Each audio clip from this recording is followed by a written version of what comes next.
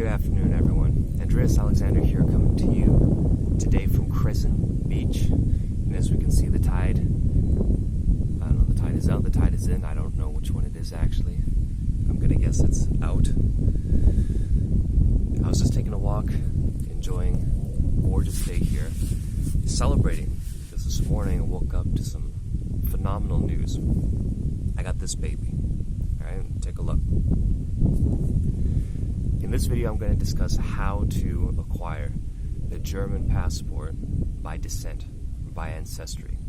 This is only applicable to people who have a parent that is a German citizen, currently a German citizen.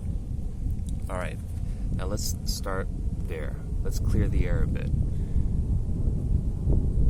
Depending on where you're from, and this is mostly going to apply to people who are living in Canada, in the States, New Zealand, Australia, the UK.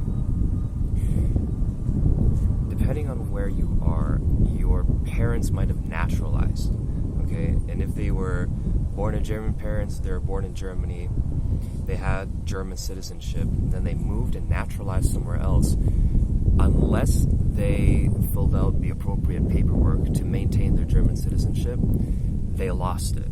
Okay, so even if they were born in Germany, they were born to German parents, they might have lost their citizenship. So check that. Okay. In my case, what happened is my German parent immigrated to Canada when he was still a minor. Okay, so that would be my dad, and he came here as a minor. He naturalized as a Canadian citizen, but now, I'm not too clear on what the laws are in this regard, but at the time, he was still able to maintain his German citizenship. In fact, he was able to continue getting a German passport well up until about his 30th birthday or so. And so he was a dual citizen, right? On the contrary, his parents, when they naturalized, they forfeited their German citizenship. They could get it back, but that would be a huge hassle, and probably it's not worth it for them, right? So that's the first step. You need to clear up whether or not your parent actually is still a German citizen. Okay. And secondly, in that same vein, you have to determine if they were still a citizen when you were born, because it is possible that they naturalized after you were born, right?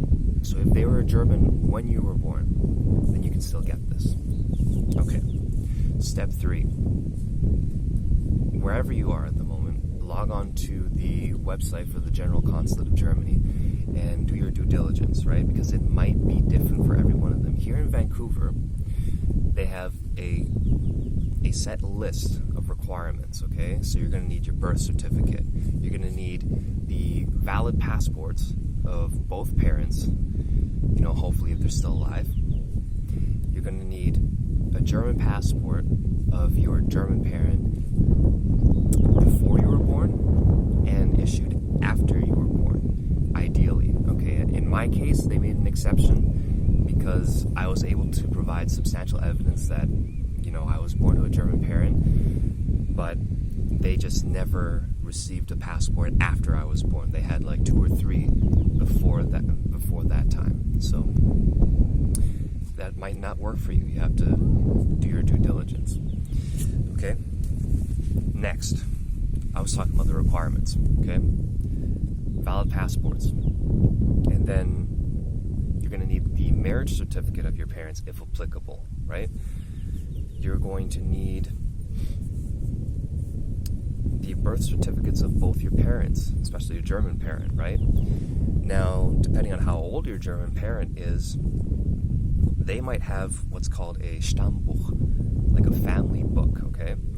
And it's going to look kind of old, right? And in that, they're going to have a birth certificate, which looks nothing like what we have nowadays, which is, printed on nice paper and everything. Back in the day, it was literally just I don't have it right now, I can't show you, but it was just a piece of paper with just typeset on it with the bare bones information and the stamp of approval. Okay. And also, if you have your other parent was born in a country where they don't speak English or German, and they have a birth certificate issued in a language that's not English or German, you're going to need to translate it. And I suggest you really hunt around because you can get good deals on this. I was able to get my mom's birth certificate translated into English for, I think it was like $60 or something like that. So it didn't cost an arm and a leg. It's a little expensive, but and then you could translate it yourself, but the issue is you need it stamped, right? It needs to be done by a certified translator. What else? What other requirements? Give me a second to think about it. You're going to need your own valid passport and some kind of ID, right? Like a driver's license. You're going to need your own birth certificate, of course. And again, same thing applies if it's not in English or German or whatever. Again, this is all assuming that you're in an English-speaking country, right? So it'll just need to be translated into whatever relevant language or German, right? And on top of that, something to keep in mind is if you're under the age of 24, your passport is only going to be valid for a maximum of about 6 years. And if you're older than 24, you can get the 10-year, right? Now, what else you have to keep in mind? Just one pro tip. It's good to be over-prepared. So what I did when I went into the consulate, by the way, if you want, usually you cannot get in there without an appointment, right? And these appointments, when I booked mine, it was I had to wait about 2 weeks. So do this well in advance and plan the day out, right? Because you're going to need to. Ideally, you go and do it first thing in the morning, right?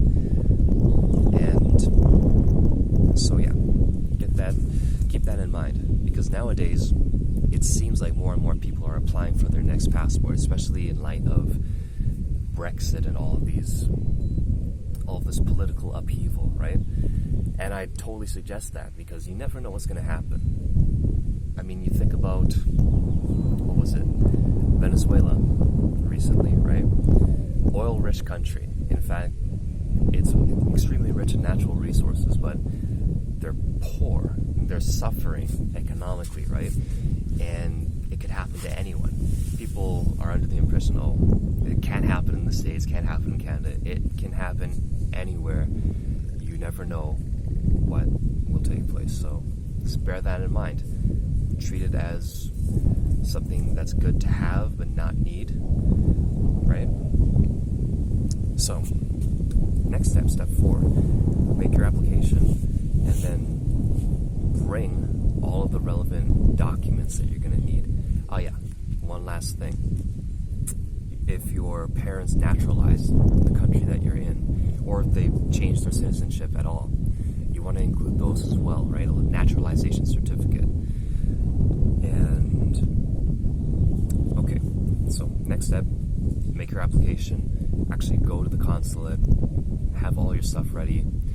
And in my case, they did not accept credit cards, so you want to either bring cash. In fact, ideally you just bring cash, right? Cash is king. Excuse me. And then I don't think they accept checks. They might not even accept debit cards. Cash is king, bring that. And if you want to save yourself a trip, rather than going to the consulate again to pick up your passport, you can buy an envelope in advance. And I'm not sure how much they are. They might be $10 or something like that, but bring that with you in advance. Otherwise, I found this out the hard way. These consulates are probably going to be in cahoots with a place that sells an envelope that might even be in the same building.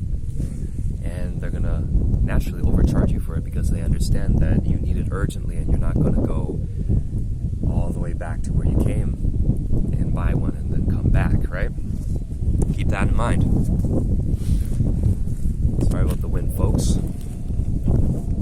And then the next thing you need to keep in mind when you're going for this application is that you might need to make a name declaration, right?